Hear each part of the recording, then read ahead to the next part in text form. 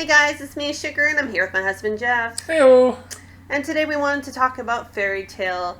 We wanted to go over some things about how it ended, how we felt, some of the reasons why people hate it, why people love it. And we thought we'd just go over some of these things. We have some kind of guiding points that we'll go through, but it's pretty loosey-goosey. So Fairy Tale has ended, and it's sad for me because I really love Fairy Tale, and it breaks my heart that it's not continuing. And I know people like, you've had hundreds of episodes, get over it, and it's just like, over 300 episodes. I was like, no, because it's the same with Naruto. It went on for so long, but I've never gotten sick of it. I wish there was more.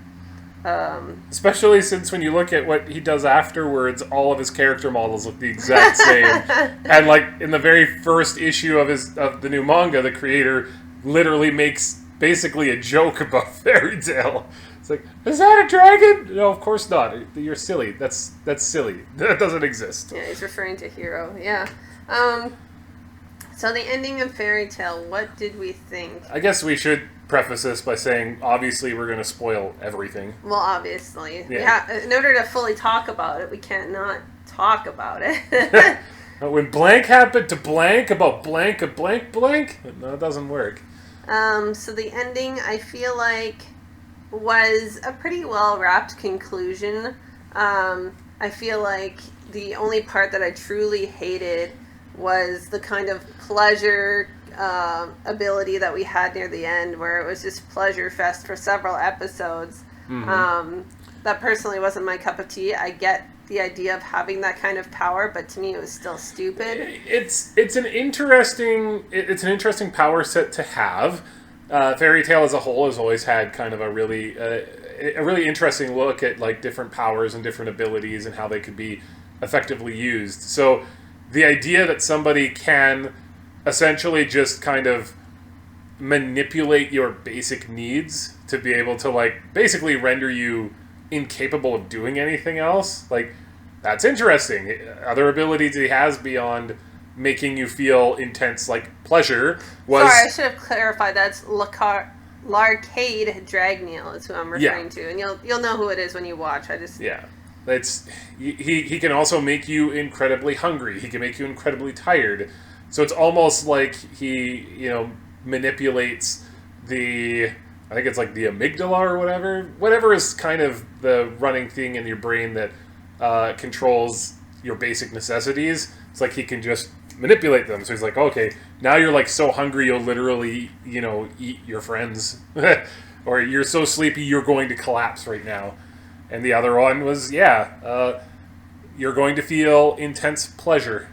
And you will react that way. Yeah, and it was a couple episodes being kind of cringy, where I was like, oh, why? See, and I can say that, like, I didn't love that. I also didn't love our final villain. I didn't feel like I feel like they ran out of time and they panicked because they're like, I'm assuming there's like a staff meeting where they're like, oh, we should wrap things up with like Agnologia, and then they're like, did we ever give him a backstory? And everyone's like, oh, fuck. Like, and then everyone panicked to write something. Like, he was obviously I never read the manga. I'm assuming that's what's in the manga. But either way, it still felt incredibly rushed. Just something I feel like we should have had over, like, slow progression. Like, we had enough arcs where it could have been like, oh, obviously that makes sense.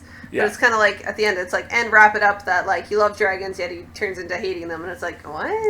No, it doesn't make any sense. Zareth as a character was much more fully realized. His arc was a lot better. But the way that they concluded with Zareth would not have made for...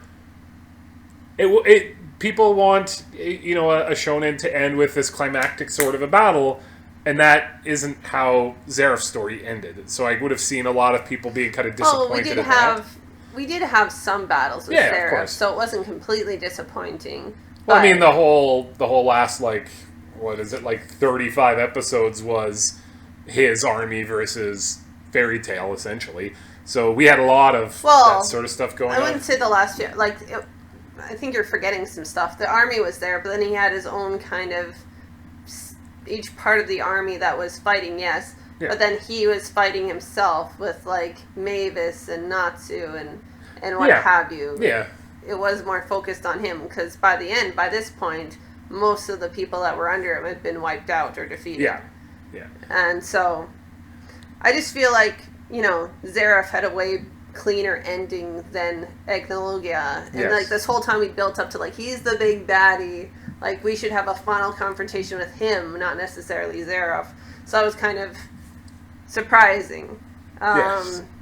And like I said, I felt a little disappointed by how they did Agnologia. Like you said, maybe it was just kind of an afterthought and they didn't really realize it, or maybe that was just, if you have so many arcs and you've got 350 episodes, some of them are just, some things are going to be better than others. And, like, I love the character of Irene. I wish they honestly would have, like, brought her up sooner. Like, same with, like, Agnologia's story. I wish they would have fleshed her out a little bit. Like, it's fine having her even as a surprise, but kind of having her, like, folded into lore and knowing she existed before this point, because she was a huge fucking deal.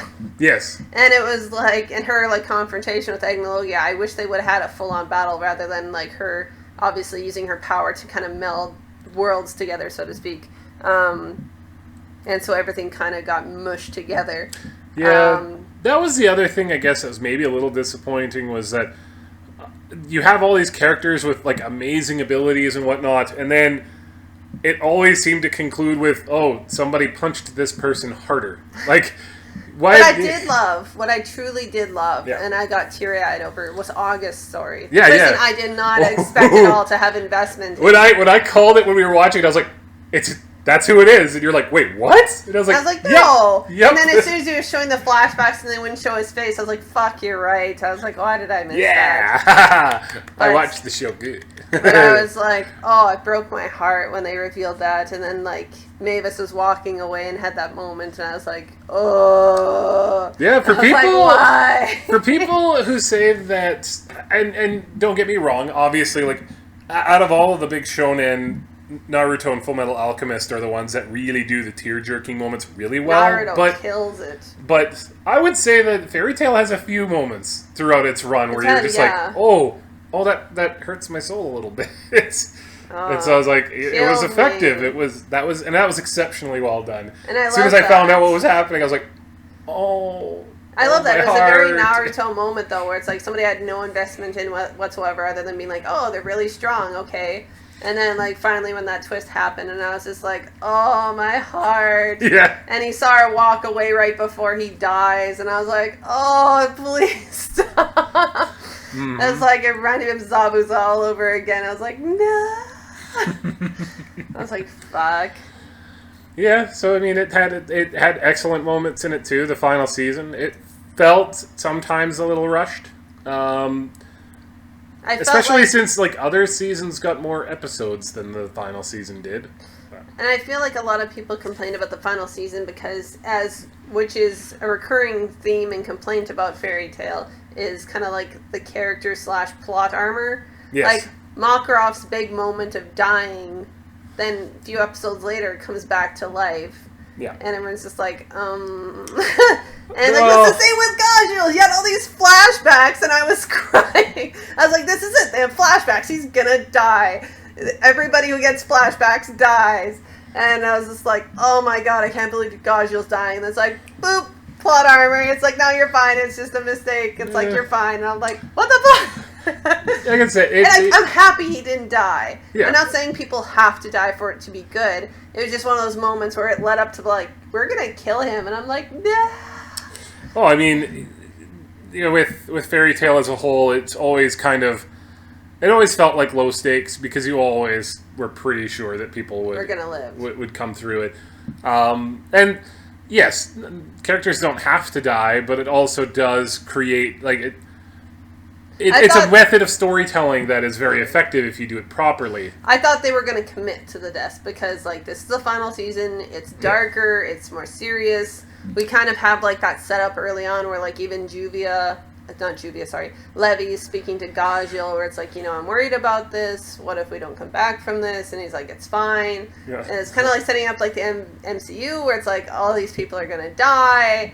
And then, of course, we see the people on crosses being carried through the crowd, and I was like, holy shit, people are gonna die. And then, like, everyone's basically okay, and I'm like, oh, okay. It's very, and I told Sugar this before, is that I would not be at all surprised if in 5 years' time or something, he's back to creating more. Because it feels like... I want it to come back. It feels very like Dragon Ball Z to like maybe Dragon Ball Super-esque, because... Akira Toriyama Super's worse. No, I'm just can list the way. No. I'm not saying in terms of quality, but I'm saying that this is like a series that has done exceptionally well. It has a fairly large audience, and Akira Toriyama took like 20 years off of Dragon Ball before he came back for Dragon Ball Super. Well, I can understand why. It's kind of funny you bring that up because Fairy Tail was supposed to end during the Phantom Lord arc, and you started, because Jeff started watching later. He started in at probably like the third arc, maybe. I remember it was like episodes 40 or 50,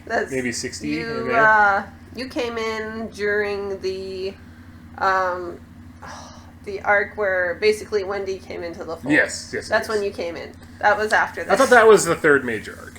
No. I thought so. But, I don't know. I mean, that's fine. I asked you, I was like, do I have to watch like all the other stuff first? And you're like, no, here's what happened. And you gave me like a 10-minute thing. And I was like, okay, cool. Works for me. So. Well, yeah, obviously I said that because like I gave you all the basic cement of like, here, blah, blah, blah, blah, blah, blah. This is what happened. And some of the earlier episodes you were watching, I'd like watch over your shoulder. I was like, that looks all right. So, yeah. I went from, that looks all right, to, I'll watch this with you 300 episodes later. Yeah, exactly. But, I'm trying to think, because it was, I'm trying to think of the arcs here. It was Zero arc, Macau arc, Daybreak, Lullaby, Galuna Island, Phantom Lord arc, and then you came in, let me think here. Because then after that was the Loki arc. The first episode I remember watching Tower of Heaven arc. Also been filler, because I remember watching an episode where... Because you missed the Tower of Heaven. The Battle of Fairy Tail. I remember watching where she had the... you find out that she loves theater. I think that was the first episode I remember watching. And she had to lose her magical carriage in, like, quicksand or something. You start in at the Oration Seis arc. That's when, when Nirvana was a thing and they come in and they meet up with Wendy and So you came in there. So that's way more than 3 arcs. 3 major arcs. No. As a fan, I'm going to say a hard no. Anywho. Doesn't matter. You came in around that time, and I gave you, like, the quick rundown. Yeah. And then it was nice because one of the enders had, like, the timeline in order. Yes. I was like, there, I'll explain everything to you really fast. Because I really wanted you to watch it, but I didn't want you to have to go back. So as soon as I said, yeah, you have to catch up on, like, 70-some episodes, there's no way you would have done it. So I would have been like, no, you can join. Too much anime and not enough time. Yeah. But... So that's when it was initially meant to end, but since it was so popular, he continued on. Which is an interesting concept. I mean, I guess that's normal for the manga industry. Dragon Ball Z was supposed to end with Frieza, and then that kept happening. We'll give you more money. Keep making it. And he was like, sure. Cyborgs! Put the wheelbarrow right behind the other 50,000. Yeah, let's do cyborgs. So yeah, it was meant to end earlier, but thankfully to the fandom, it kept on. And then obviously we had the ending here. So let's talk a little bit about, or was there anything we're missing about the ending that we should include? I don't think there's anything much that we're missing in particular. Like I said, I felt disappointed about Agnologia. I felt that Zeref's story was really well done. I felt like his generals were, for the most part, fairly well done. I do hate it when anime uses the trope of like, oh, this character can just bring other ones back from the dead, and so then they're like, oh, all okay. All right, that's... I don't like that trope because, again, it just removes all of the stakes from everything. But and that was used in the final arc. I don't mind, in some ways, the way that it was used, where it's like, oh, they're just like a projection of who you think they are and that sort of thing, as opposed to literally bringing them back from the dead. But it's just, it felt lazy to me. It always feels lazy when they're like, let's just bring them back from the dead. Naruto. Oh god, bad chest. Well, that's Naruto made pretty good use of it in terms of like, that was something that this is a technique that has existed forever and nobody ever uses it because of how terrible it is. Like, they actually built it up. Whereas here it was just like, oh no, that's what this character does. Like, I know. Some of them were like pulled out of nowhere. We're like, oh, these are the big baddies, but we'll wait. And then it was like, finally we got like the boat segment, and then he came off. He's like, this is my power. And I was like, what the fuck is going on? Yeah. My power is only useful when all of our generals were defeated because I just bring them back. So, but that was, yeah. And then I was kind of happy at the end because I feel, and I know a lot of other people feel this way, when an anime ends, I feel sad or I feel like a hole in my gut. Yeah. And like, obviously that's how I felt with Fairy Tail. But I'm glad that at the end where it's like, okay, because the whole point is the adventure. And it's like the adventure's over. But I'm glad that they kind of wrapped it up nicely where it's like, okay, kind of a where are they now sort of thing. Where they kind of talk about some of the characters a little bit. And of course we hear that, you know, Levi says baby and everything. And everyone's like, oh, that's so cute. So we kind of get that nice moment. And I like that in the end, like everyone's like, oh, Lucy and Natsu need to get together. And, you know, in a roundabout way, it was kind of done in a pleasant way where, you know, she's with Natsu in the end. They're going on their, like, you know, 100-year adventure, which is what happens in the manga. And basically it's just like, oh, Natsu, you're being so, like, insensitive about it sort of thing. He's like, no, we'll just be together forever. And that was, like, a nice way of putting, like, they'll always be together. Yeah. In whatever context that it is. Still is. It's very sweet. It's a sweet way of not giving the payoff that all of the fans wanted. But it was in a way kind of a payoff. But it wasn't exactly what you wanted, but you're happy enough with it. It's understandable for the character that Natsu is. Because he's always been like very outwardly emotional. He doesn't have any usual, like, he doesn't have any problems showing emotions, but also that, like, the side of him, like the loving side of him, has never been like overly romanticized. Mm-hmm. He's not romanticizing anything. Yeah, he's says just what like, he feels. Yeah, he's like, we're gonna be together forever, and like that's literally what he means. He's like, I could never imagine myself doing anything else but spending every second of the day with you. Yeah. And then also like Gray is similar sort of in that way. But we kind of get the payoff between Gray and Juvia, finally. I was hoping for a little bit more, but it was still cute, where, like, Juvia gets a little drunk, and she starts to, like, be like, oh, I can take off my clothes, or whatever. And then he makes a comment where it's like, well, maybe I like your body. And she's like, what?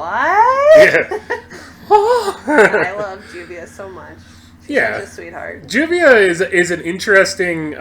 It almost feels a little bit like a fan insert because she always just is like, you know, fangirling about Gray, and it's like most of the fan base probably, you know, fanboys or fangirls over a character or two here and there. So like, she's an interesting, you know, fan insert in that way. Plus, you know, she's got cool abilities and whatnot. So yeah, that was a nice moment. And yes, seeing almost everybody kind of get their nice little moment at the end is always heartwarming.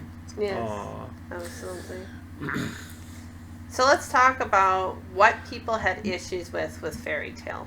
Because like Sugar and I have talked about this a lot, where obviously you're always going to rank something based on their contemporaries. So you had the big three. You had Naruto and One Piece. One Piece is still going on in Bleach, all at the same time. And then you had a lot of other shonen that were pretty good, but never really got the same sort of attention. And I feel like Fairy Tail is always seen as like a B+. Regardless of the fact it has 350 episodes, it's always just kind of been like, in the community, it seems always like, oh yeah, Fairy Tail, yeah, that's fine. Like, it was just odd for a series to get 350 episodes. It's like, yeah, that's fine. I mean, you could probably make the argument about Boruto, being like, that's fine. It's getting a lot of episodes. Totally off topic here, but Boruto pisses me off because it's like the quality's been consistent, but it's like nothing's happening. Yeah. Like, ever. There's a couple, like, small events, but always goes back to the Hidden Leaf day-to-day, and I'm like, that's, like, the most boring part of Naruto. The fact that the current anime has to go travel back to the past. I've heard, and I was like, oh, fuck. But anyways, we'll talk about the complaints in a kind of little list that I kind of put together. So, one of the major complaints is the power of friendship solving problems. And I honestly don't have a problem with that, because a lot of anime do that.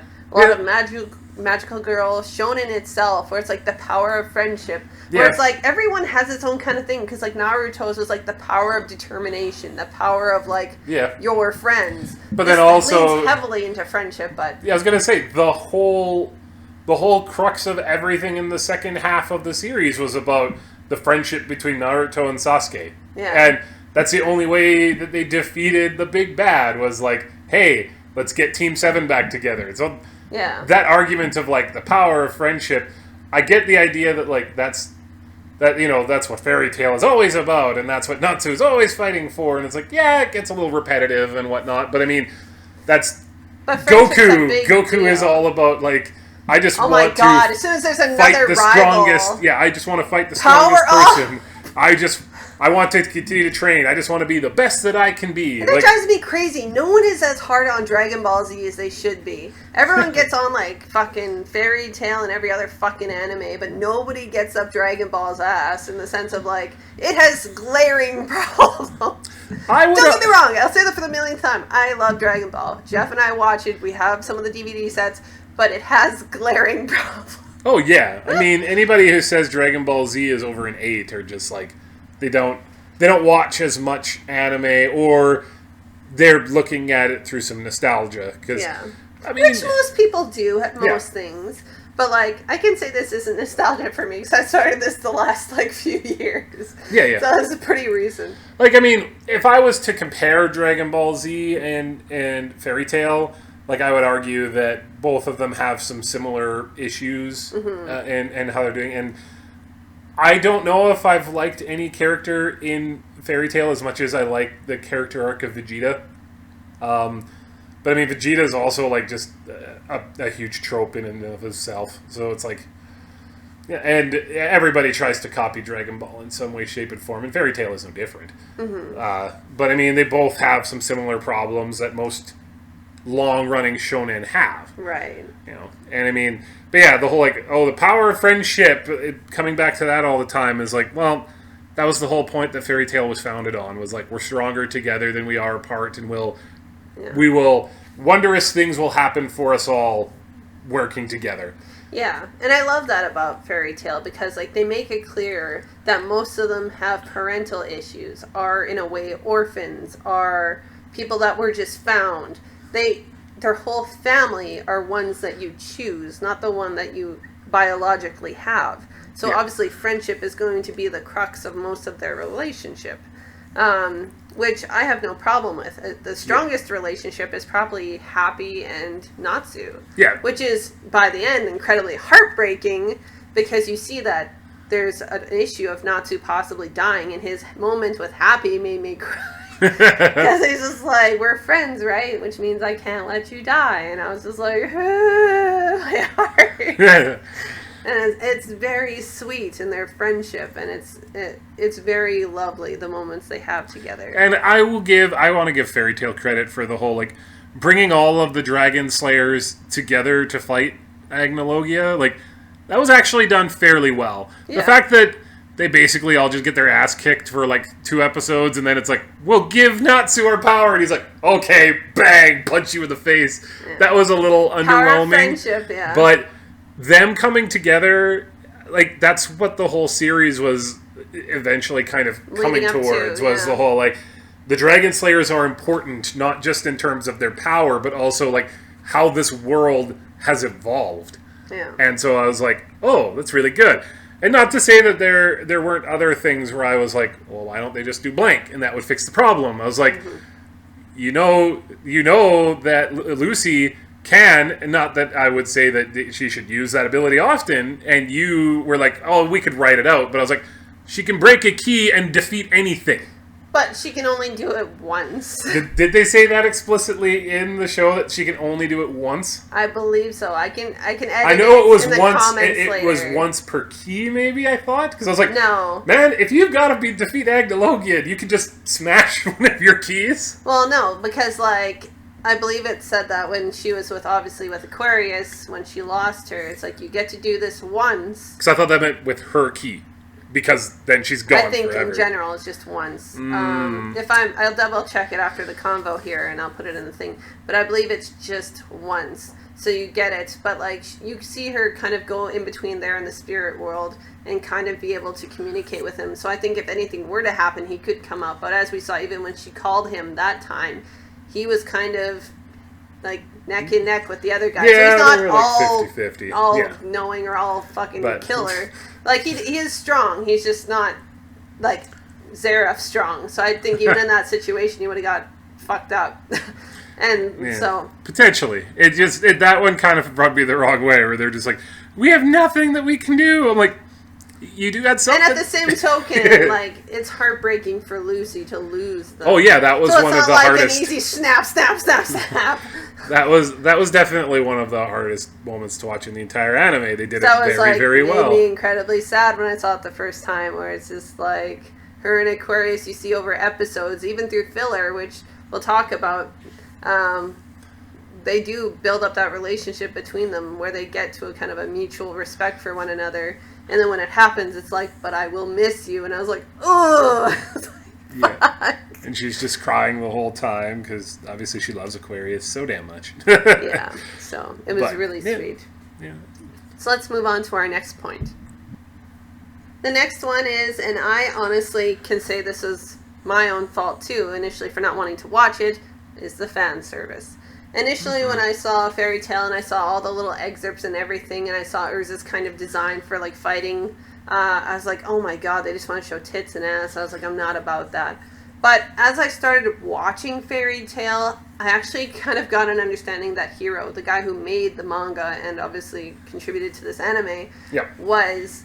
I feel like it was more of a how much he loved the characters rather than, look, girls, naked girls. And yes, don't get me wrong, that happens all the time. But like there's certain anime where it's so gratuitous that I can't watch it. Yeah. Whereas this, I felt like it was very much, I don't want to even use the word respectful, but in a way it's very kind way of using them. Like it was obviously a joke with the girls being on the magazine, Urza being in there weekly.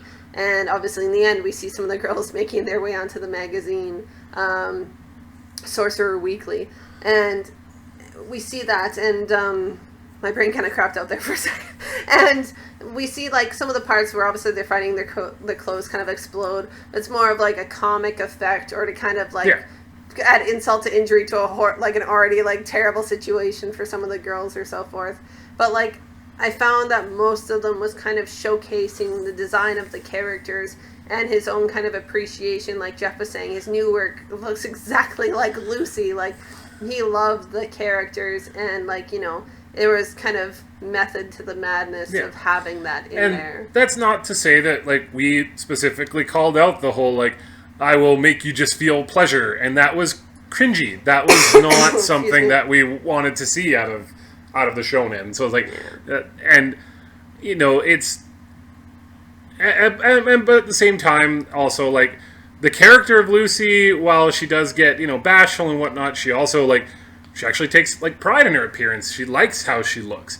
Do you actually know how Lucy became to be? Just a random fact. No. Like Fairy Tale. The Beatles song, Lucy in the Sky with Diamonds. Oh, okay. That's kind of how it came inspired for her. It was actually her design was supposed to be kind of like Card Captors-esque with her having cards, but he realized the resemblance, so then he quickly changed it. So that's kind of the celestial part of her magic. I got anyways, random fact.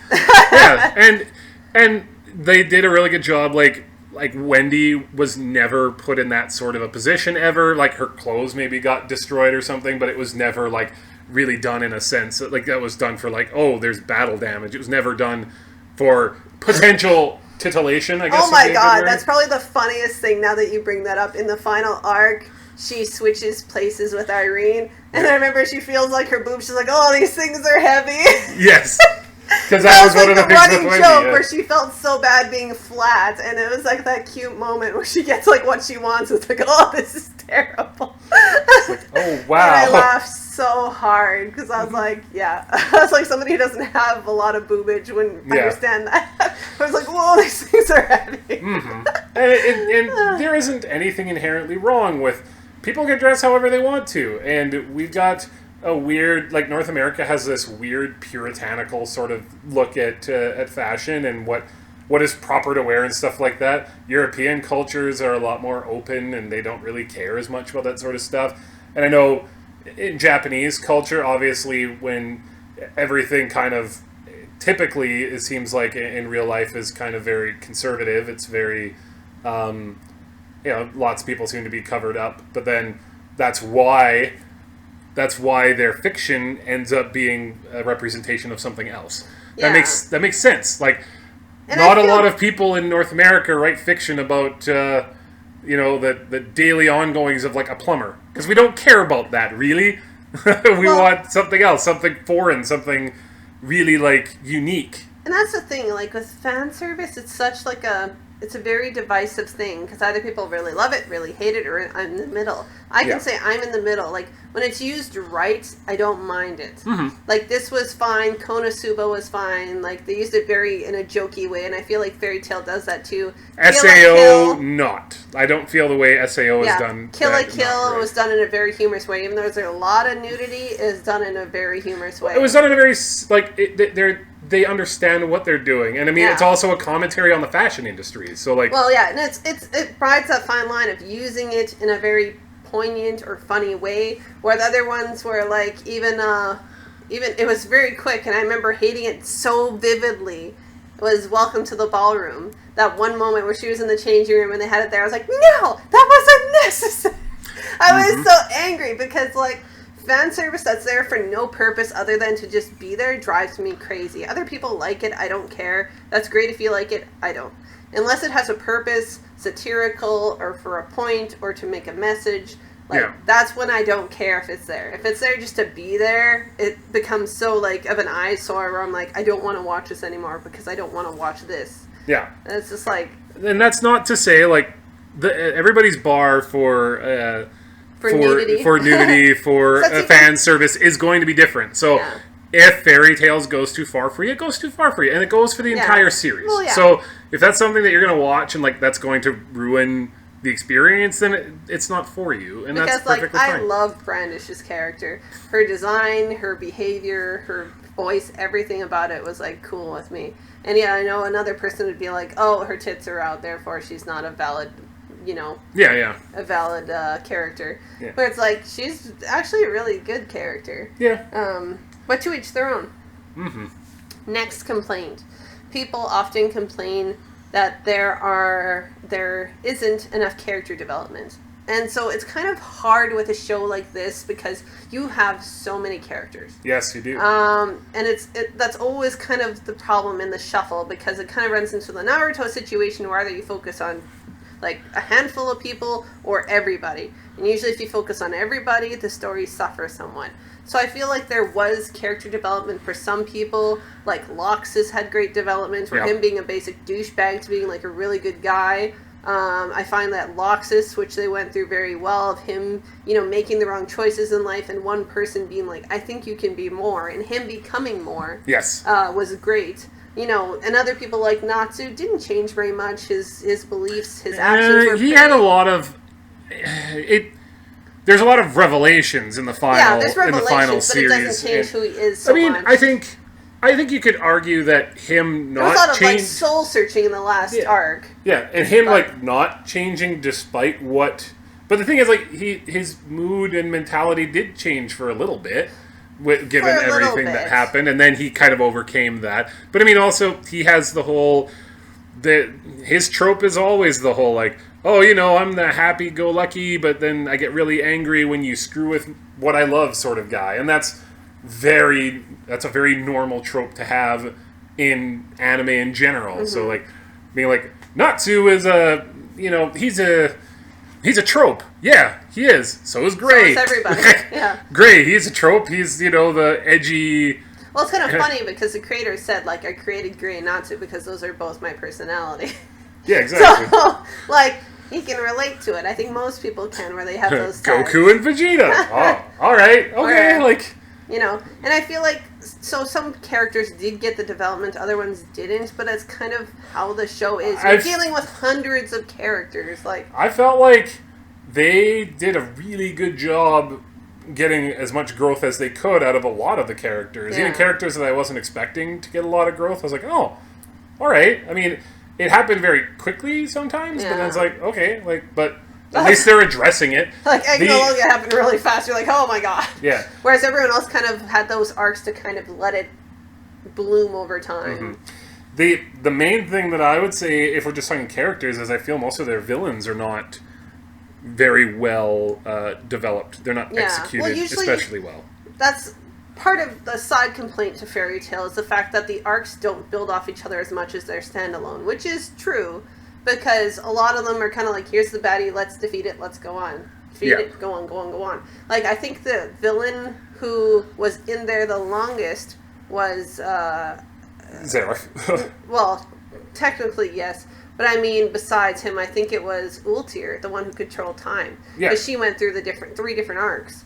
So I think she'd be second. But, like, over those periods, you kind of have, which I was surprised that she has her appearance in the final season 2, which I did not expect at all. Yeah. I feel like they kind of have this is our challenge, we defeat it, and we move on, and kind of go through it. And even with the fillers, they had that where, like, this is an hour challenge, we have to fix it, and then we can go on to the next thing. So I feel like there is development, but at the same token, it's kind of just... The main focus of the story is the journey. It's not necessarily of, like, becoming the best people you can be, because, like, some of them, by the end, are still the same people. But then you have somebody who's, like, modified slightly, like, what's his name, Gildarts, who is very much a womanizer and very much all about himself. Once he realizes Kana's his daughter, becomes all about Kana. My doting father. Yeah, becomes the guy that he didn't ever expect to be, which I don't think the audience did either. Oh, my honey bunny. It's my honey bunny Kana. That's gross. It's like, quit being a perv, yeah. So we see even slight changes with our main characters. So I that's what I would say. There is character development, just not for everybody, and I don't feel like it's fair to expect everyone to have that fair share of development. I do feel bad. Like, lots of people will have a favorite character who just it'll just never happen because that wasn't really in Hero's initial kind of thoughts. It was like, and I mean that the filler ends up usually being kind of decent at doing some stuff with them, but on the whole, like I felt like Gajiel, beyond a couple of tiny little moments here and there, doesn't really get a whole lot of time to shine. He doesn't get the same sort of, character arc that some of the other ones do. And I love Gajiel. So I loved Gajiel. Yeah. I was glad that he had that turnaround from being the big baddie to getting a chance in life. Yes. I was glad that happened. And obviously you sing with Levy, which is off. So let's move on to our next complaint.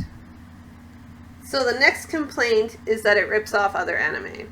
And welcome to anime. I was about to say, welcome to anime. But there are moments where I was like, oh, fuck, that's really close. Like, the one character in One Piece from, like, Gildarts, I was like, ooh, man, that's really close. But I mean, I was like, oh, shit. All of these creators are usually actually, like, very open with when they've been influenced by other characters. Because One Piece has had characters that were influenced by Naruto characters, and Naruto has had characters that were influeed by all sorts of things. Just a little tidbit, if you want to do some research, look up the rivalry between the creators of Naruto and One Piece, because it's so funny, because they were kind of like frenemies, where like, okay, like the guy from Naruto was like, okay, One Piece is going out, they're going on adventures, like all this stuff, so it's like, therefore, we want to focus on, like, the Hidden Leaf. That's where all the people are. We're not going out on adventures. And then he's like, well, I like that you have this power, so I'm going to put that on one of my people in One Piece. And, like, they go back and forth. And, like, they do help each other. But at the same token, they're very much rivals. And it's funny to look at their history together. So that could be a whole other video. But you should go look it up because it's very funny. And, like I said, it's anime even like Dragon Ball and Dragon Ball Z, which has kind of influenced an entire generation of shonen, that was influenced by things before it too. Everybody is going to be inspired by something, and then they will use that in their own creations. There isn't a particular issue with that. Like, My Hero Academia is amazing, and a lot of the influence there was from American comics. Yeah. And you can see that in some of the character designs and some of the powers and whatnot. I mean, All Might is literally Superman. His power is, I'm Superman, but I cannot fire laser beams out of my eyes. Like, that's what he is, and there's only so many things that you can do. I feel like it doesn't get ragged on as much because the characters still look pretty different. Yeah. Whereas, like, a lot of the characters, if you put them, like, some of them by Bleach, by One Piece, by Naruto, and you're like, ugh, that's pretty fucking close. But, there are other things, like, people don't notice, like, any of the shonen that pull from other things. Like, if you watch, like, tropes, like, anything like that. You look at simple schemes or an inside joke, comments, like, you can hear all of that echoed through other stuff as inspiration or kind of acknowledgement. Just things that people don't really think about when it's not blatant like that. Yeah. Like, right away, Black Clover got tons of hate, rightfully so, because it didn't start off well, and it wore everything on its sleeve on first episode, and everyone's like, no. Yep. I was that person. It's grown on me, so I can say I was wrong about certain things. Not about the fact that it borrowed, because it heavily borrowed, and it still does. But when it's so blatant like that, people have more of an issue. Whereas when it's hard to not have this side by side, people don't bitch as much because it's not that blatant. Because, I mean, when I watched Fairy Tail, I never really, like, there was a couple of times where I was like, oh, like blank, or oh, like blank, well, but it was like, never... Well, like, for example, we have, like, ones from Bleach, we have ones from One Piece, we have, again, One Piece, like, Nami, like, things like that. We have different, like, Shikamaru is kind of borrowed, you can see, like, different side by side. But, I mean, those are obviously purposeful, and they're, like... Obviously, it's purposeful because he had like a fandom for it. It's a little different, and I don't know exactly how it works in Japan, so I shouldn't make generalizations. But in North America, in particular, we have this reverence for like intellectual property, and that you cannot be inspired, you cannot borrow. Whereas lots of other cultures in the world, like the whole idea is, well, you're going to be inspired, you're going to borrow from whatever, anyways. Why would you hide it? Like, you don't need to. That is a loving homage. You can't tell me that Jiraiya was not 100% inspired by Roshi. He was. That's the whole idea of that trope, of that arc. But some people just don't even see it until you point it out because, like, it doesn't look the same. Because, like, I said that to somebody a couple months ago, and they're like, no. And I said, think about it. And then it just, like, exploded in their mind. They're like, wait, no, what? And like, if you're looking again at Roshi and Jiraiya, Roshi is the turtle hermit, Jiraiya uses frogs. Like, there's a lot of similarities there, but then it's in how you approach it after the fact. Like, having a character that looks similar to another character, that's one thing, but I didn't really feel like the power sets and the character basis were like, we're just like, oh, I just stole that from this. Like, not really. I think character design, that's one of the ways that you can show your absolute love and reverence. Anime with the big eyes was in loving tribute to Walt Disney. Yeah. Literally, the guy who made, the guy who did Astro Boy said, like, I did the eyes because Walt Disney does the big expressive eyes in all of his anthropomorphic characters. Yeah. So he's like, obviously it just makes sense. And it's like, obviously. And I don't think anybody's out there sitting there, I can't believe that Astro Boy ripped off Mickey Mouse.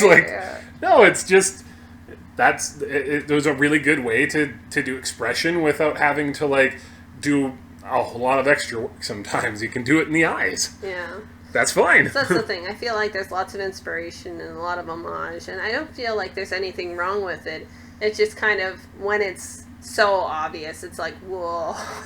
Like, when I saw Gilbert, I was like, whoa, yeah. shit. But if it's that obvious to you, obviously the creator meant it to be that obvious. He's not trying to hide it. Yeah. And I don't feel like it's bad, because a lot of people are like, oh, they ripped off blank. why use the word ripped off? Because, like, it's obvious, it's an like, homage. it's blatant. Like, they're wearing almost exactly the same thing. They're not trying to profit off of it. They're just trying to be like, I love this guy. He's now mine. Like, Goku has worn clothing that's in promotional stuff and whatnot that was from the Hidden Leaf, and Naruto has worn Goku's gi. Yeah. Like, they know this. They talk to each They're other. very aware. They're totally cool with it. Yeah. They're like, it.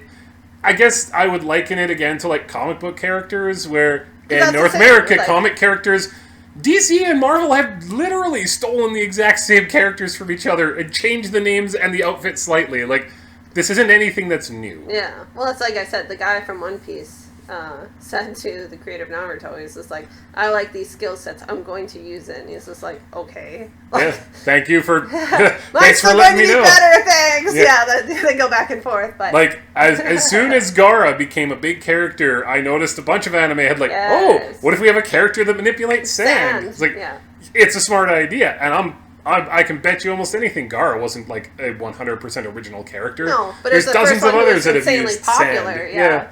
You know, that is just how it is. That way. If you're trying to watch anime for like 100% like original ideas, like it's going to be very hard to find something that's going to be like that. If it wasn't an anime that inspired it, it was something else, and that's always how inspiration works. Yeah, like even something like I give Made in Abyss a lot of credit for being very original in its thought processes, but the look of it is from Ghibli. Yeah, the look of it is very like, what if we took Ghibli and like made it terrifying, twisted it in some capacity? It's made it horrifying, and I was like, gross. That's really cool. Like, I love it. So totally off track here, but like you and Jeff watched me like read it. He doesn't read it, but he sees me read it, and I'm like, oh my god, this nightmare fuel, Jesus Christ! Like, it keeps going. So I'm like, oh, it's really pretty. Oh my god! And that isn't to say, Sugar and I both really respect and love originality. Like, that's something that we actually. Yeah. When you come across it, it's so weird because you're like, I haven't seen anything like this. Full Metal Alchemist was very. I feel like a lot of it was very original in the whole like. The idea of alchemy, it's been around for a long time, but to kind of put all those little things together to make it into, like, let's make it about history, let's make it about war, let's make it about significance, let's make it about philosophy, let's make it about, like, it's like, whoa! That's why it's so popular. It was done so well. And the very first episode is like, what can we do scientifically to create a human being? Because, like, Jeff can attest to this. When he first had me watch it, because I hadn't ever watched it till I met him, he's like, oh, I really want you to watch it. And I said, okay. The first episode, and it had obviously what happened with the mom. And I said, if this is what the whole show is, I don't want to watch it. And he's like, no, it's just the first episode. This is literally to show you how bad what they did is. So I was just like, I don't like stuff that's horribly gory for no reason. So I was like, I don't want to watch it if this is how it is. It's for purpose, it's for reason. It is one of the best first episodes in an anime ever for that reason. Yeah, that's when he straight up, he's like, it's one of the best ever. And I was like, okay, then I'll watch it. Because I was like, if that's what this is all is making, like, horrifying creatures, I don't want to watch this. And no. And that's why when other things in that show happen that leaves you feel unsettled, like, that's the whole point of it, is because you're supposed to be like, this is weird and gross and wrong. And that's the thing, it's kind of that fine line of, like you were saying already, My Hero Academia. It takes all things that have already been done. It kind of plays the card backwards, which is really funny because it tells you everything that it is and that it's going to be, but yet it's done so well. I mean, it exists in a world where comic books existed before everybody got powers anyway, so it's like... Well, it's all done so well. You don't even think about the fact that it's copied so many other things, because you're like, wow, this is so well done. Yeah. That's the thing. If you do something well, no one ever asks you, like, if something happened that went wrong. And so, I guess then it's like a magic trick. Yeah. Then the question, I guess, is, did Fairy Tail do it well enough to warrant people, like, not having an issue with the inspirations? And for some people it did, and some people it didn't. I feel like it didn't do well in that aspect, because I feel like if it had tricked the audience in taking little teeny pieces and then putting them where they wanted, rather than be like, bam, character model, like copy paste, and be like, that's why I think people were like, what the fuck, you took something that I loved and moved it to something else. But it's like, they're not even the same character, they're not the same personality, yada yada yada. But it's, once it becomes blatant to the audience, once you've shown your hand of how to do the magic trick, everyone's mad. They want the mystery. That's the trick? Yeah, it's like, well, obviously. It's like, well, it is obvious because he made it obvious.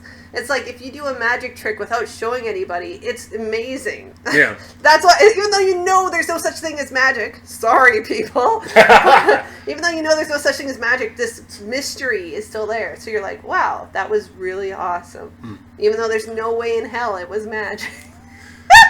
Don't get me wrong. When I was a kid, I was obsessed with magic. So like, don't come at me. I'm still obsessed with sleight of hand. I am too. I'll watch it. As a skill, Penn and it's Teller like all the time. Whoa. And it's like, holy shit, they did that so smoothly. But yeah, let's move on.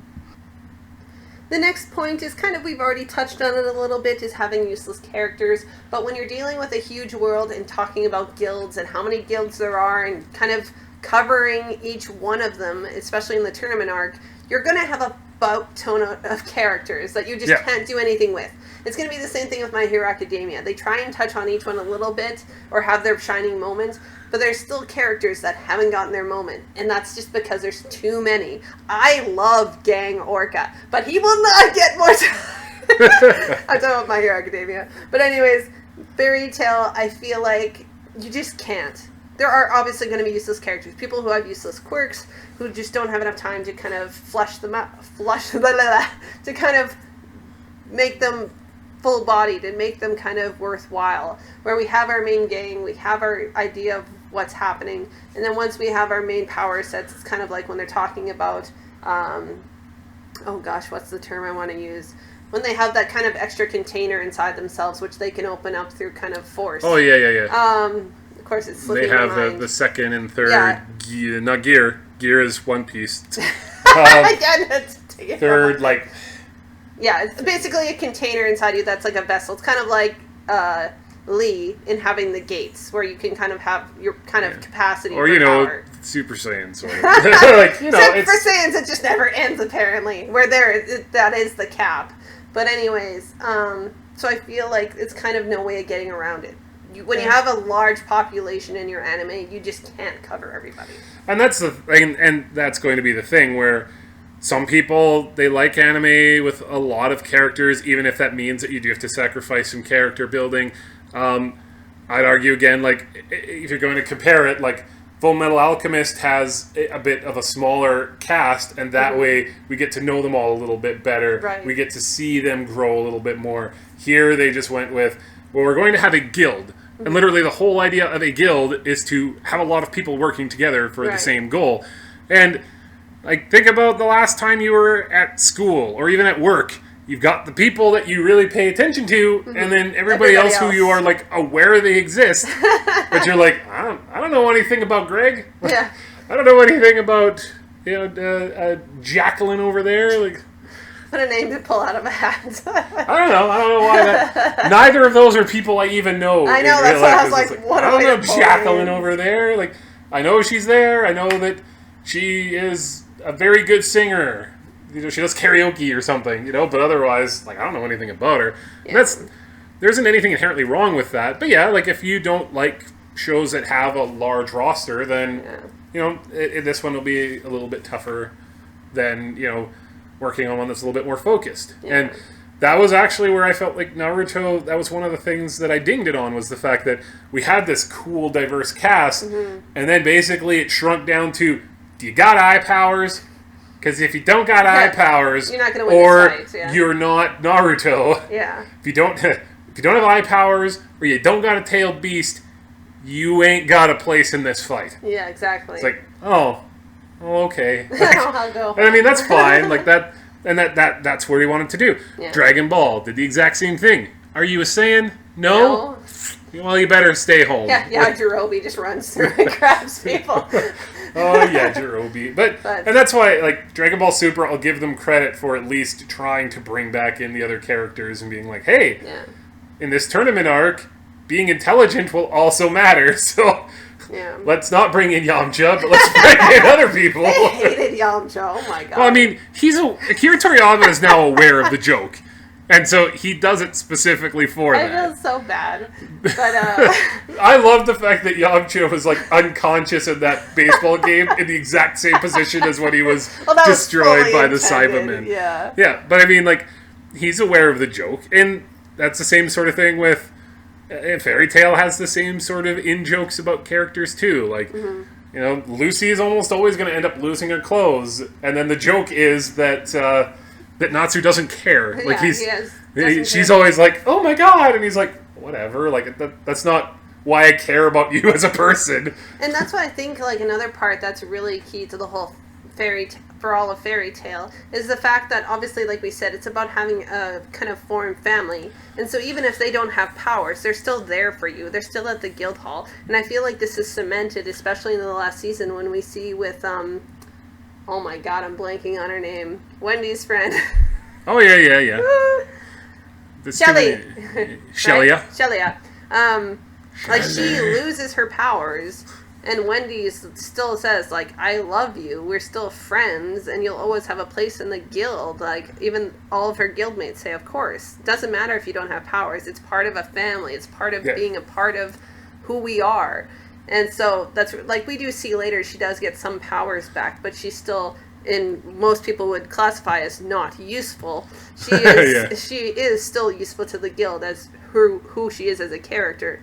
And I know I've heard some people say, like, Lucy's annoying as a character. I never found her annoying. I found that, like, sometimes she, like, cried about a lot of stuff in the sense of, like, Sailor Moon. But I felt like she had good intentions, that she did stand up to other people. She stood up to her dad. She stood up to, like, other villains. When all hope seemed lost, she was standing up to them. The fact that she had dreams of being a writer. The fact that she had... I loved the fact that her big thing was never to be like, oh, like, Natsu wants to fight and be the strongest ever, and so many of these people have these goals that all have to do with combat, and hers is like, I want to be a writer. Like, and a couple of the people in the guild really like being bartenders. Like, they just like serving the drinks and stuff like that. Like, that's cool, and I like that is the goal of everybody. Like, one of the things that annoys me about Black Clover is, like, everybody's goal is, I'm going to be the next Wizard King. Everybody. Doesn't matter who you talk to. It's that's the only thing that any of these characters really, except for the one character who likes to eat everything, that's her goal, is to just continue to eat everything. Chani, right? Yeah, I think so, something like that. Whereas Fairy Tale does a really good job of being like, oh, you know, I want to be a writer, and this one's like, I want to be a model. Like, that's cool. That's realistic. That's the thing. I just want to be on Sorcerer Weekly. It's like, okay. Yeah, that's what cool. You can do then if you want. Yeah. And so, like, so many, and there's some characters who we still to this day have no idea what they really want. Gildart's, like, beyond now being a father, like, he just wants to kind of dick off. He just wants to, he wants to wander for 10 years. He just wants to bed women. And, like... Okay, her name is Charmy from Black. Charmy. I called her Chane, but Chane is from Bacchanal. Yes. Charmy. Yes. But... And so I don't think that there's anything inherently wrong with that. Yes, Lucy's a bit of a crybaby. Again, welcome to a cliche of anime. Sorry if you don't like it. The cliche of girls that they cry and That was, I will say, when I watched Sailor Moon, yes, she bugged me because she would cry and bitch and moan about everything. But I like that he kind of juxtaposes that with Urza, who's very badass. And even her being badass is kind of funny because she's like she loves souffles and cheesecake. She is very much into drama. She's very much into fashion, very kind of girly in that sense. But at the same token, like, her original concept was to be punk. Like, she was meant to look that way. But even so, is like her being a warrior, she's still badass. Everyone fears Titania. Like, oh, yeah. Like Gray and Natsu all the time, right? It's like, yes, ma'am. Like, it's like, she will kick your ass. Yep. And I love that, like, those characters, they grew up together. So that's just even if you could argue at this point, probably as the manga ended, as the anime ended, Gray and Natsu are maybe her equal at this point. But yet they're still... because of how they grew up together, they are terrified of her, and rightfully so. And I love and it's a respect thing as well. It's not just a fear thing; it's a respect. That's the thing. It kind of plays on those concepts that are, like, reversed, where, like, Lucy is very crybaby-ish, but she does stand up for herself. Mira Jane's very soft-spoken and very girly, yet she turns into the devil. Like, she has a very deep voice and just fucks up people left and right. I love how complex the character of Mavis was. Yeah. Mavis had turned into this amazingly complex, like she's this amazing tactician, and she basically can, like, almost win a war entirely with her mind, and yet the whole time she's just like, it's not. This isn't what I want to do. I do it because, like, I have to, and then also she towards the end with Seraph, she's like, everything in my being knows that you need to go away. Yeah, and knows but I you're a terrible don't want you person. to. That's the thing. It's like, I still love you. Yeah, and like it's that is just so aw. complex, and that's why I think Zareth was an excellent complex villain for them. Yeah. Which he should have been the final villain, and they should have defeated Agnologia in a previous previous arc. If I knew how they were gonna write him at the end, I wish they would have just finished it with Igneal. Like, just had that kind of thing and have it be what it was. Yeah. And then be like, you know what, he is the big bad, but there's something worse, which is Zareth. But, like, they didn't play it that way, but hey, whatever.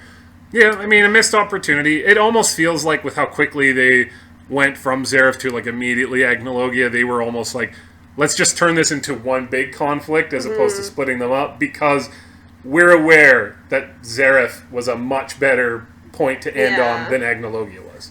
I just have, like I said, I just have this vision of being, like, a board meeting, and then somebody's like, did we ever talk about that? And then everyone, like, looks like, holy So then, here's the question I guess I would have for you, because I don't know if what if you just don't answer that question? What if, like, the history and the mystery of Agnologia just goes unanswered? I honestly if he just ends up being a big bad, and you're like, at the end of it, when he is defeated, you're just like, what was he? And they were like, just call him, like, a force of nature, like, or the potential end for every Dragon Slayer, and then you use that as, like, this is what not to be, but you don't have to really even give it any sort of because that's the history. thing, as you saw, like, when they were having the tournament arc, they spoke to, like, Ghost Dragon, and, like, they kind of spoke about it a bit, and I would have been fine with just having that, where it'd be like, you know, he was a person, and then based on what he did, became more so dragon.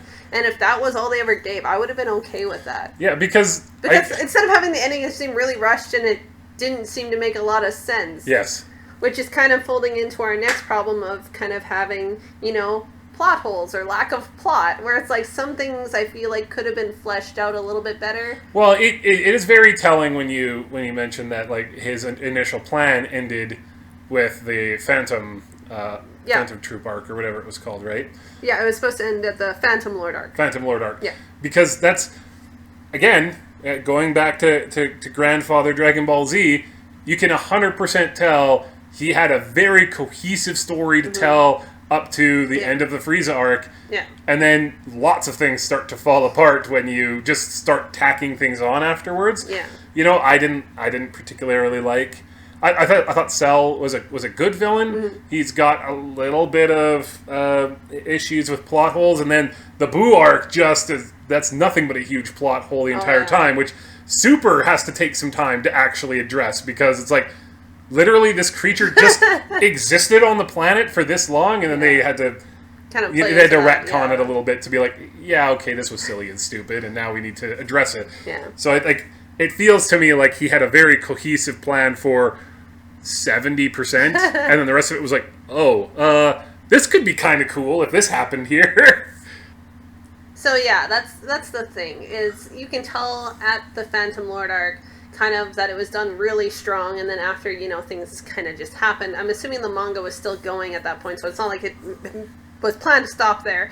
Just for the anime, that's where it planned to stop. I'm not sure how far they were with the manga at that time, but yeah, you can definitely tell that, like, that was kind of his nice little package, so to speak. We're like, okay, I'm happy with it ending here. Little package. Because it kind of did wrap things up somewhat nicely. But obviously it was really early compared to where we are now, so a lot of things wouldn't have been fleshed out, but...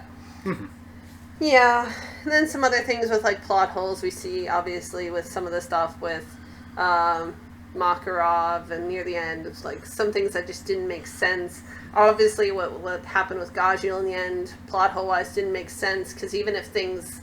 Like, if you watch it closely, which you shouldn't, because then that's when your brain starts to hurt, is like, when Irene melded the two kind of places together, and Gajil was kind of going in, the time of day changes dramatically, and as well as, like, they're not... It doesn't make sense. But anyways... You know what? You can write around that by being magic. Sometimes it just doesn't make sense. So things like that. I think that's all that needs to be said, because there's lots of things you could point up, be like, plot, hole. But I feel like that's with any anime, if you look at it hard enough. But yeah, with Fairy Tail, I feel like there's certain things where, could have been explained further, explained properly, whatever. I don't feel like it hurt it as much as it kind of made more question marks at times. It's like, huh. So the next one is what we've already kind of talked about when we were talking about the last season, which is kind of character armor. Kind of having that so characters, don't die necessarily. And the ones that do are kind of like tertiary characters, if that. Like, they're like, either they're really bad or poor Simon. Like, Simon has got the poor end of that. But, like, any of our main characters who were, like, supposed to die, like Makarov, Gajil, everyone kind of lives. And it's not as bad as Dragon Ball, where it's like everyone comes back to life because of Dragon Balls. But it's very much like the people we love will not die. Yeah, it takes the stakes out of everything. Yeah. I mean, you find it out before the final season. Yeah. But, and lots of anime have that similar sort of a thing going on, which is what makes something like Attack on Titan feel a lot different, is because I feel like that's why it got so much popularity, is because nobody was safe. The first season you found like, oh man, I kind of like them. Smash! It's like, whoa! Yeah, and now that in and of itself has become a trope with, like, Game of Thrones has kind of popularized that, and Attack on Titan has done that. Yeah. Heck, even, like, Madoka, it was like, okay, like, when are they going to die? Because that's just how the anime sort of worked. So that trope goes both ways of, like, nobody ever dies versus, oh, everybody man, die, everybody die. Oh, nice to see you. You must die. From Game Grumps. You must die. But I think that it's a mistake to judge an anime purely on, like, does anybody die in it? Like, that's the thing. It's like, I feel like it can still be emotional without anybody dying. Makarov's whole significance dying shows, like, and it's been done before in the show, where it's like, this is my family. As any good parent, I will protect my children. That's my whole purpose. Yeah. It's like, I won't let them die if I have to, because I'm old. And it was wonderful to see him, like, stand up against Mavis. Again, showing that complexity where Mavis sees it as tactical. Where she's like, we can get out of this. Pawns are going, like, the pieces are going to lose. In a chess match, you're going to lose some pieces. And he's like, you're asking me to watch my children die. Yeah. He's like, just stop. He's like, I'm doing this. Yeah. Stop. Because, I mean, it's... And I get her thought process where she's like, you're a major piece in this. I need you here. And he's like, I'm going to save all of the pawns. Yeah. Even though I'm, like a bishop or something. He's like, I'm going to save them all. And that was a cool moment. Yeah. And it was really emotional. I called it the second that it happened. I was like, he's fine. Like, it's like, he won't. And at least, something like...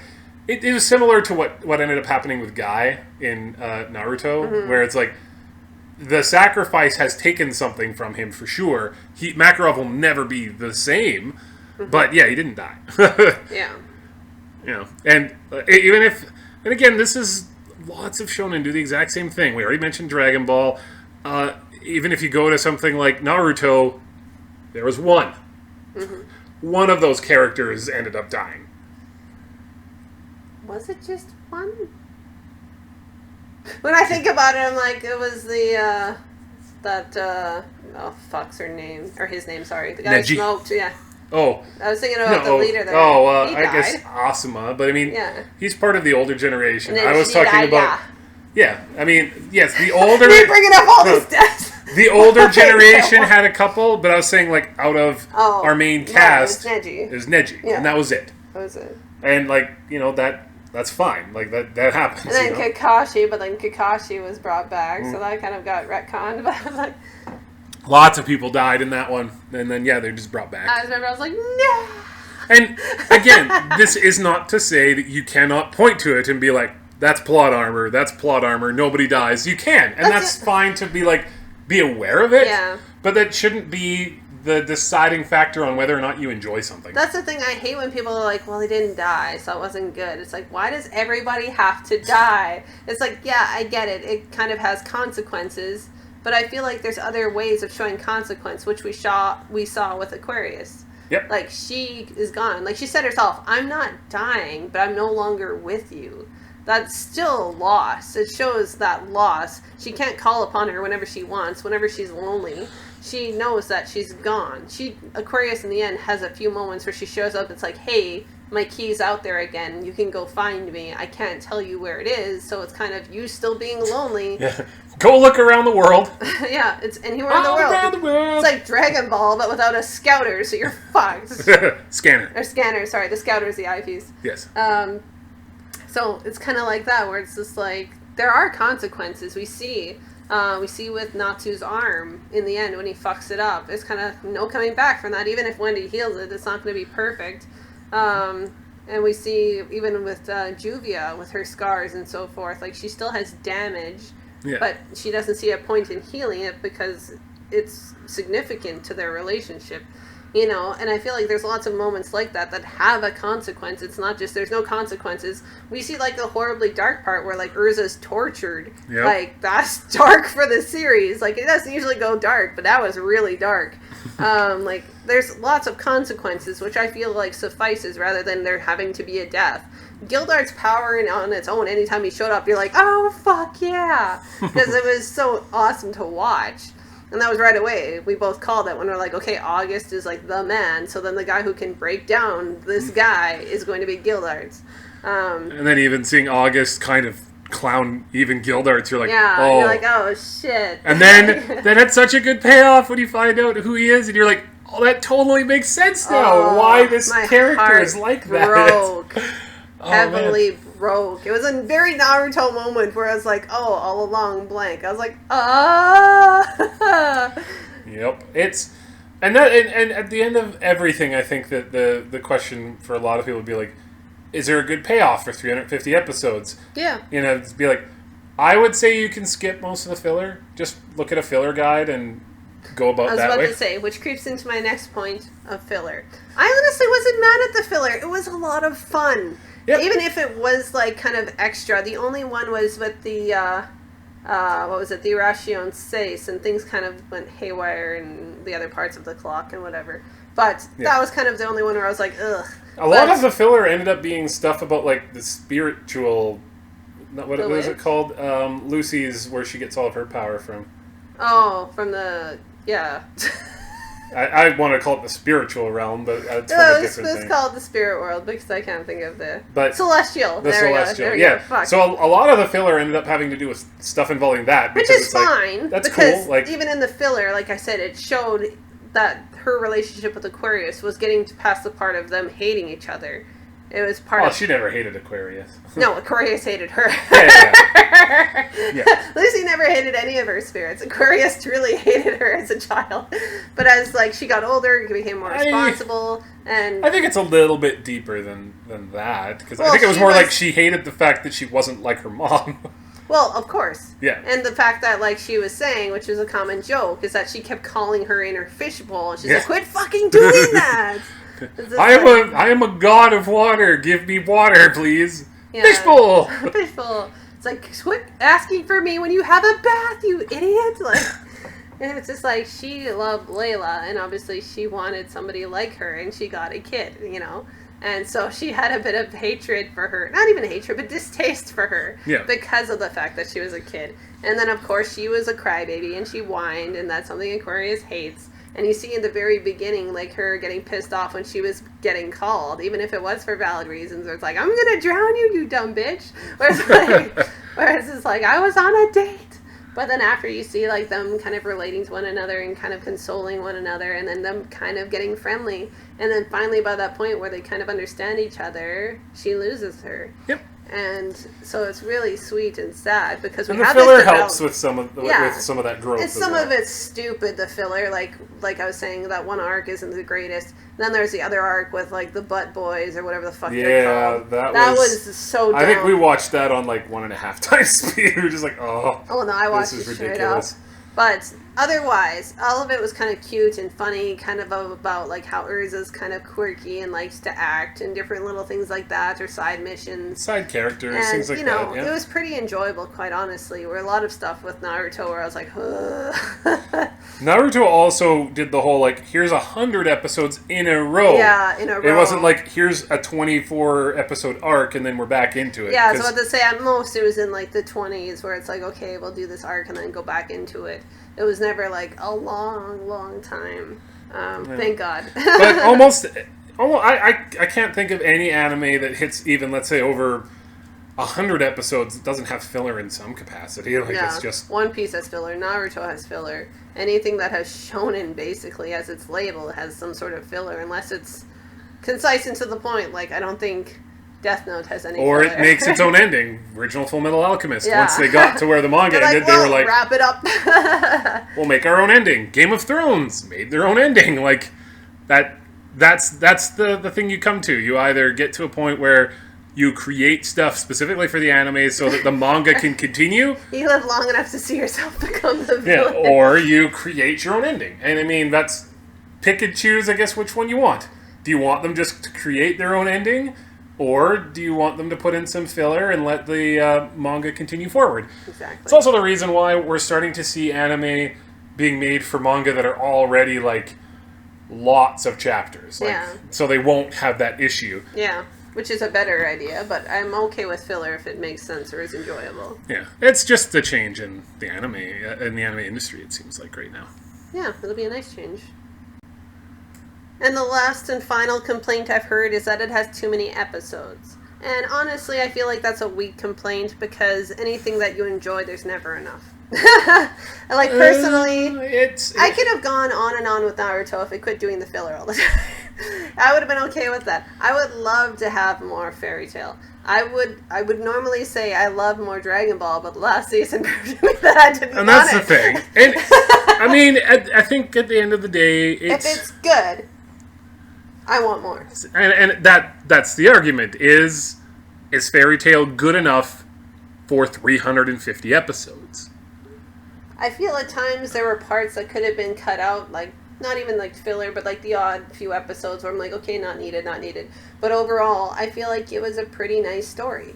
It was a story about adventure, which they did, and the never-ending adventure, which we left off on. Yes. So I feel like it was... I mean, we are not afraid to drop stuff. And we're not even afraid to drop stuff, like, later on. Like, Boruto, I think we got into the 40s or 50s, and then we were like, no, that's done. Yeah. Black I tried Clover, really hard. Black Clover, I dropped in, I think, the 30s. Like, I've kept on. even if we've, sunk some time into it, we're not afraid to drop something if we think that it's not worth it. Fairy Tail, for me, and again, I'm going to quote a certain member of Easy Allies, it is a swimming in sevens.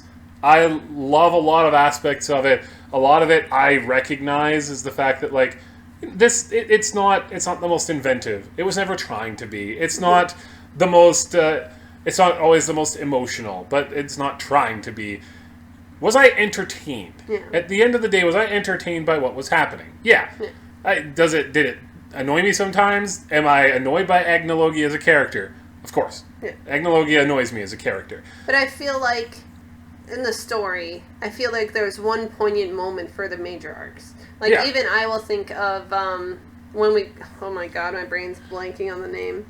The arc with the, the ones that are, like, happy. Oh, yeah. The X-Seeds. The X-Seeds. When he has that moment where it's like, no, you were basically made to feel this way. He's like, and he, like, it's a very deep moment, and one of the first deep moments Jeff sees is the fact where he's like, no, I am Natsu's friend. I never want anything bad to happen to him. I think for myself. Let's go. And it was a very wonderful moment, and I feel like each arc has that moment of realization. And Happy meets his family. I was like, oh. Yeah. So cute. Yeah. This is like, you realize that was our son, right? It's like, yep. Yeah. It's like, he needs to eat more. He's weak. I was like, oh, that's so sweet.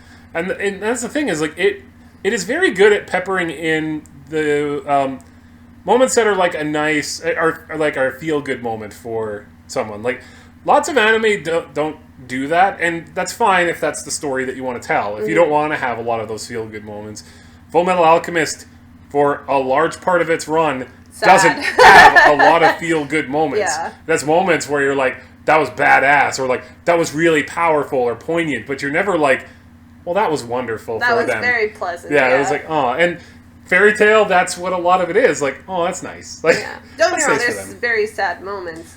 But I mean, it's usually encapsulated in a moment that ends up being lovely. nice Yeah. and about love and whatnot. So it's like, well, that's nice. Yeah. That made me feel good. The quality, and again, if you only have a certain amount of hours in the day for anime, this might not be one that you can fit in. And that's perfectly fine, but that doesn't mean if it's not for you or you just don't have the time to invest in 350, episodes, that doesn't inherently make it like, well, that's a lesser than. And that was where this whole decision to kind of talk about it came from, is the fact that so much hate came from fairy tale is always seen as lesser. Yeah, like it's seen as a B+. It's and sometimes not even that high. Like, and there's always that place for that. Not everything is going to be Naruto and One Piece and Dragon Ball Z. Yeah. There's always going to be the ones that have a little bit of a lesser spot in the spotlight. And that's why I kind of decided, we both did, to have this podcast, because every other Tom, Dick, and Jerry was like, this is why Fairy Tail was terrible, or this is why it was actually good. It's like, don't use the word actually, it was good. Yeah. It's just like, there were lots of really great things about it. Like, I was able to stick with it because I liked the animation. It was consistent. The people that were in it were people you wanted to be friends with. They were enjoyable. You were going on journeys together in a world that you didn't completely understand, but yet it was somewhat familiar to you because it was pretty much like the world we live in. I like the fact that one of the problems that I have with a lot of shonen is it comes down to, you're either these people or you're not. Yeah. And if you are these people, you're relevant, and if you're not, you aren't. Right. And for having such a large cast, they still showed that like each of their particular skill sets were incredibly powerful and useful. Like, again, we still don't know at the end of the day if who would really win in a fight between Natsu and Titania. Like, we don't know. They're about equal power, which is bizarre to me at the end, that you wouldn't have your protagonist be like by far the most powerful. Like, no, he's powerful. He's very strong. He's one of the like elite, but that doesn't make him inherently better. Heck, I mean, Lucy with some of her celestial powers now is fairly equal to a lot of the other ones, which is, I will give it the fact that she was for a long time underutilized with her celestial abilities, and also her own skill set never varied until the last season, where she finally started to like be like, maybe I should also learn how to kick some butt, as opposed to summon a spirit. Before, but she wanted to get more of a power up. Yeah, I mean, we've got the characters who throw cards, and that is especially useful at times. And yeah, we've got they did a very good job of showing off a lot of different magical abilities. Yeah, even if it seemed like most of the major fights ended with somebody punching somebody really hard. Like, sometimes those abilities weren't used to their best. Yeah. And I'll totally give it that. That's the reason why I don't think the anime is like an 8.5. Swimming in sevens. It's like a 7.5 for me. But I feel at some point, even if their abilities seem lesser than that, like even Jeff never saw this moment, but even with Ritus, he sees him after. He's the painter. He's the one that makes things come to life. Yeah. He gets his moment when he's protecting Lucy in the earlier arcs, and that's his moment, and we kind of see his ability there. Whereas the rest of the series, he's kind of low-key, and he's around, but he's not as significant as in that moment. I feel like everyone kind of gets a small moment, which makes it very nice, because you do get to know these people, where you're like, yeah, I know Ritus is there, but he's in the guild hall now. He stays there. He doesn't, like, go very far out. He doesn't need to show that he's magnificent. He loves to paint, and he uses his ability to help other people. Yeah. And I can see why somebody looking from the outside, like, the promotion that they might see is going to be, okay, we have Angry Boy as our main character. We've got, the secondary Angry Boy. Yeah, we've got a different Angry Boy who is mad at our Angry Boy. And then we've got a woman who has an incredibly large chest. Boobs. And it's like, Boobs. Those are our three main, like, most powerful characters. Like, what the hell is this? If you take the time to watch, I don't even, like 30 episodes, you're going to see that there's a lot more depth to it than just that. It isn't just like, okay, we've got this trope and this trope and this one, and that's what they are, and that's what this anime is going to be. It ends up being a lot deeper than that. I do feel like there has been a real lack of a lot of push from those who make the show to like really try to get more of an audience. Because I was looking it up. Fairy Tail is going to have a video game on the PS4 and the Xbox One and the Switch. It's just going to be called Fairy Tail. And I worked, like some people are going to remember this, I worked in a video game store for upwards of 9 years. I could not remember ever seeing a Fairy Tail game, which is bizarre to me. You've got games for Bleach, honestly, which there's not a lot of them, but you got them for Bleach, you've got them for One Piece. My Hero Academia has one now. Seven Deadly Sins, I'm pretty sure, has a video game. Like, all of these huge anime have had video games before. Why is Fairy Tail the only ones I've ever seen are Japan only for the PSP and the DS? I was like, these are the kind of things you kind of have to do in order to grow your brand. And it never felt like Fairy Tail was trying too hard to grow the brand. And that's not to say that they have to. I think Fairy Tail is fairly popular in Japan. When it first came out, its manga sales were within the top 10 for a number of months, if not years. And so it just seems very odd that it never hit in North America the same way that a lot of other anime and manga did. Yeah, I don't know the honest. I think at one point I did know the answer, but I can't remember right now. Where I feel like they didn't ever see a need to truly, like, I don't want to use the word whore themselves out, but a lot of anime do. Expand. Or if you use like the comparison of Garfield versus Calvin and Hobbes, like the only places I've ever seen Fairy Tail stuff or heard of it being sold is either online through Amazon or other ones like it, or Hot Topic. Like, that's the only places I know that merch exists. And then, like, the question becomes, does that mean that in North America it was just never big enough to really merchandise very much? Well, it was big enough here, but it kind of died out. But I mean... Not died out, but, like, not as much as it was. And I guess, it's... And so I don't understand how Fairy Tail is just kind of seen as a lesser than, which doesn't... It just doesn't make a lot of sense to me. Like, I tried watching Bleach. I thought it was very, very just meh. I did not enjoy it at all. I enjoyed Fairy Tail a lot more. Honestly, the second somebody tried to explain Bleach to me, I'm like, I'm a hard out. Bleach is really, really weird. But then it's also like I wouldn't also put it on the same level as something like Soul Eater. Soul Eater to me wasn't fantastic either. I was about to say that someone explained the whole thing to me, and I was like, I'm out.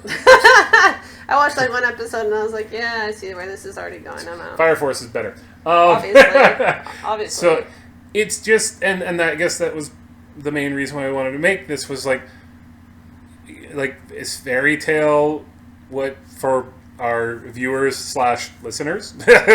Like, where does Fairy Tail sit on your list?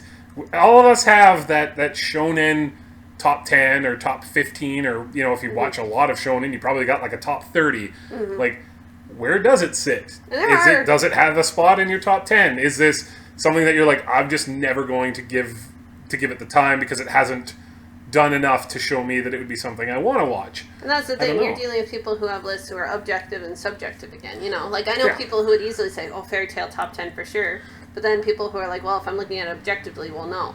Yeah. Like, obviously. Because there's so much other stuff that did things, like, for a shorter time, or perfectly, or something else. Like, I feel like it's good. It's just, there was always something missing that made it great. And I feel like the parts that we spoke about kind of maybe hindered it in that way. Yeah. But I feel like it's a good show. It gets too much hate. It truly has a place in my heart, and I wish there was more. And I'm sure you saw on Twitter, I posted as soon as I finished, it's like, it wasn't perfect, but I'll miss it. Yeah, and a bunch of people were like, I feel the exact same way. I was surprised, where I got a lot of private messages where it's like, yes. And I'm glad people felt that way, because for a while, it kind of feels like, for certain things like this, you feel like you're the only one for a while, where it's just like, nobody is happy that it had in the last season. Nobody's watching. It's like, it's just me, but obviously it's not. But Yeah. that's how it feels when it comes to things like Fairy Tale that did okay. It's kind of like me watching Black Clover. I never know anyone else is watching until I see somebody be like, "Oh, that fight scene though."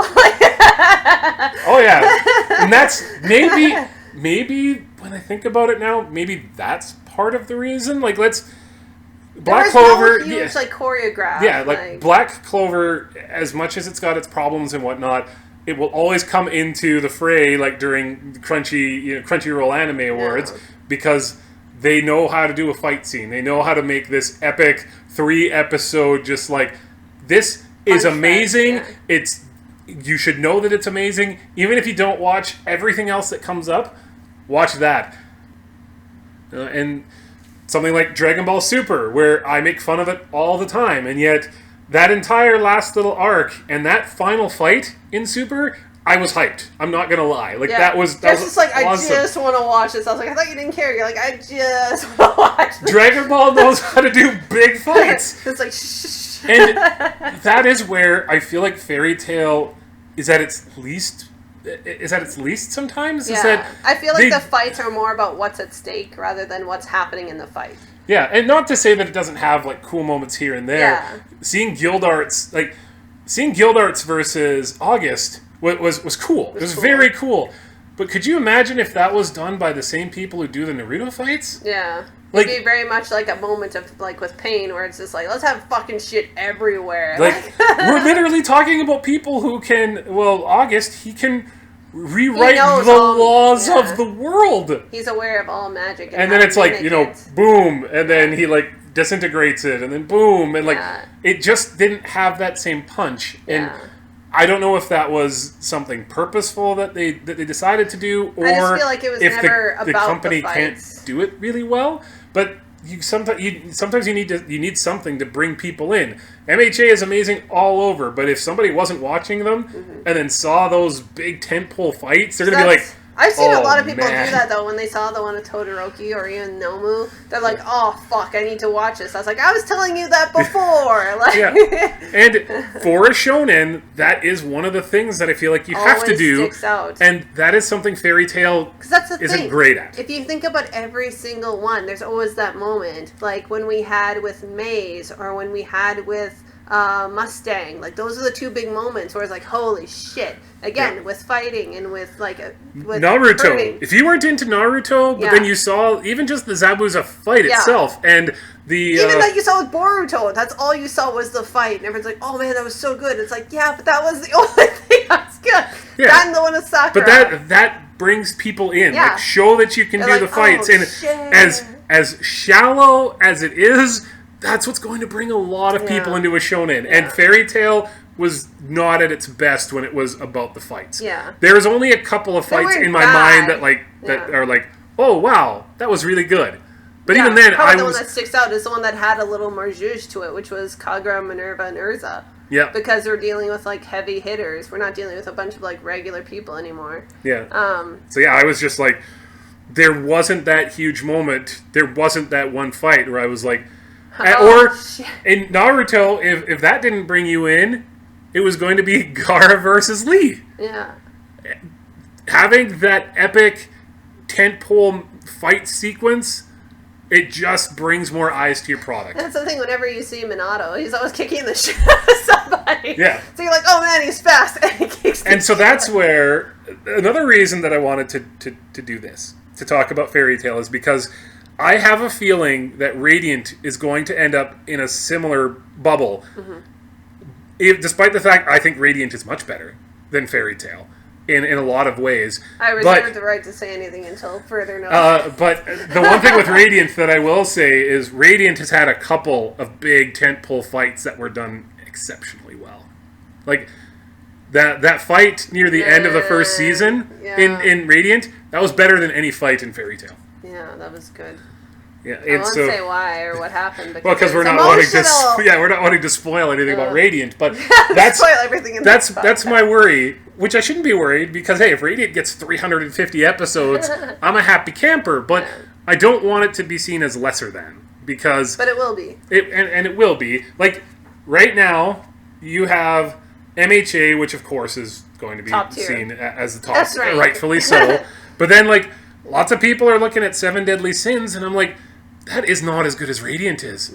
Seven Deadly Sins is the Dragon Ball Super of shonen right now, where it's like, let's just get a bunch of characters together who have cool abilities, have them slug it out. Yeah. And not to say that Seven Deadly Sins can't do good moments. It can. It can. It just, they're more concerned about those fights. It's more but like... that is what's going to make them more popular than something like Radiant. Yeah. Which, but Radiant is like... a better message, and it's a much better characterization and storytelling, I feel like. Yeah, because I feel like there's a couple moments fight-wise that were close in Seven Deadly Sins, but again, the best moments I can think of were the emotional ones. Like Elaine, Zhivago, that killed me. Like, those are the ones that stand out in Seven Deadly Sins. Well, I'm thinking of fights. Yeah. Escanor. Escanor is badass. I love Escanor as a character because he's so obviously filled with pride because that's his thing. But it's so good. And like, yeah, Seven Deadly Sins has become to me just about let's just have a bunch of big fights and let's make the plot get to another big fight. And I'm like, okay, Radiant has so much more to say. Just like the most recent episode of Radiant was like heartbreaking in some ways. It was very slow paced. It was all about building character and whatnot. And that's just not something that a lot of people are looking for, despite what the quality is. So again, another moment that drives me crazy when people are like, I want character development, but then they don't watch shows with character development because it's too slow. And I'm like, just watch mindless people punching each other then, because like, don't fucking complain if you don't want to watch it. You could do both. Ninja Scroll had some really cool character development moments, but then it was also just like other problems. awesome fight sequences, you know? Like, you can do both, and the best shonen do both.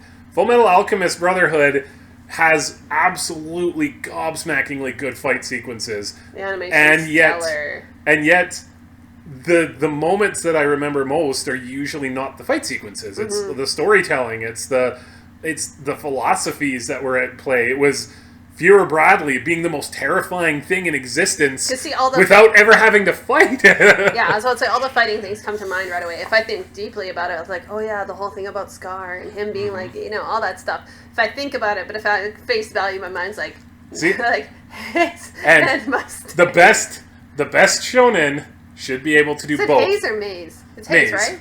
Is it There's Maze and Hughes. Oh, that's why I was like, why am I thinking H?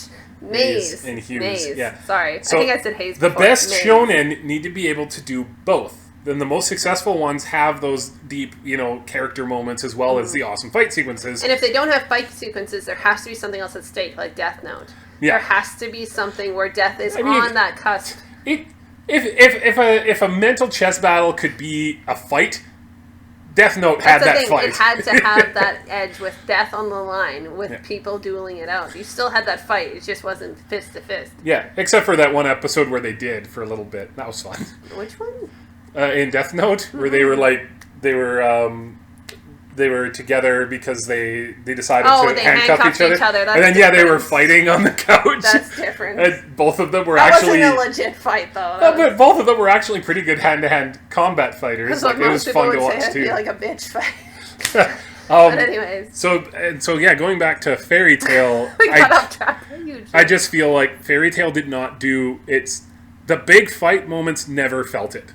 And that was to its detriment, because you could bring so many more eyes to a product, even a product that is lesser than, by having those sequences. Yeah. So I like Fairy Tail way more than I like Boruto. I definitely like those fights in Boruto way better than in Fairy Tail. In Fairy Tail, when an epic fight that you've been building up for like 300 episodes turns into I'm gonna punch you in the face real hard. I'm gonna punch you in the face.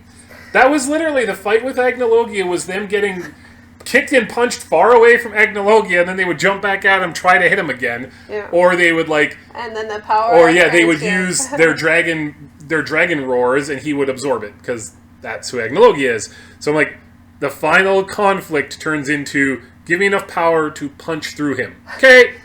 I'm gonna punch you in the fucking face. What? There has to be something more in the fight. I honestly expected something more with Agnologia. With the fight was something else, not a Digimon moment of especially like, if you have to contrast it with like even the combat when it came to Zareth. Like the combat when it came to Zareth was much more kind of like it felt very hopeless. It felt very like like you can't do anything to them, but it was also like very intimate. The combat that did exist with Zareth, whereas with Agnologi it just felt disappointing. I'm not mad at you. I'm just disappointed. Yeah, and so that might be what what is the legacy of Fairy Tale at the end of it all. The legacy is that it existed, people loved it, but it wasn't hugely beloved by everybody, which is disappointing. Yeah. But all in all, I love Fairy Tale. I wish there was more. I enjoyed it, but I'm like, if that was the end of the story, I'm okay with that. Yeah. I really think that come 5 to 10 years, he's gonna come back to it. Like it's gonna be the exact same with Akira Toriyama coming back to Dragon Ball. I don't think he will, but I'll be pleasantly surprised and happy if he does. Unless it turns into like Dragon Ball Super quality. Sometimes it's just nice to have it be like that's what it is. Sometimes. Yeah, as we saw. But anyway, with Super that is. So I would say give it a shot if you can look past the fan service, and if you can just enjoy it for the ride that it is. I'll say it's one hell of a fun ride. You will find characters that you like. You will find characters you want to root for. Yeah. And will I promise you that that character will always get the character development that you want? Not necessarily, but you're always going to at least one of the major characters are going to be one that you can at the very least like sympathize with, and you want nice things to happen for them. My favorite was Juvia. She was a sweetheart, and she was always well-intended. So, the best of intentions, except for obviously when we first met her, but that's different. But anyways, you'll have to watch to know the full story on that. Yes, so does Jeff. I know what happened. I read as opposed to watching. And I told you. So, anyways, not a big deal. Maybe at one point when he has some free time, he can catch up on what he missed. Otherwise, I have informed him. So thank you so much for joining us. I'm glad you decided to hear more about Fairy Tale and give it a shot. Hopefully you watch it. If not, that's okay. Know that it was a good time. Thank you so much for joining me, Jeff. Of course, always. And as always, we will see you next time.